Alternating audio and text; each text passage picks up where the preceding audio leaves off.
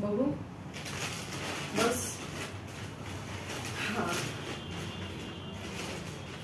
First lashes कर्वमध्ये आले पाहिजे नाही.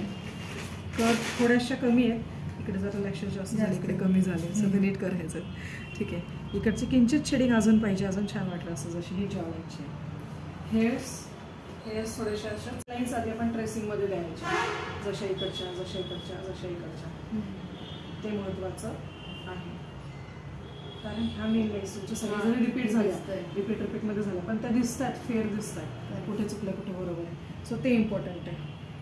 इथे ते दिसतंय पण कमी आहे. सो याच्यावर थर्ड लेअर जेव्हा करणार आहेस तो हा लेअर्स तुझी फेअर लाईन तुझी डोळ्यात बसली पाहिजे की हां तुला ह्या लाईन्स अशा द्यायच्या. ठीक आहे.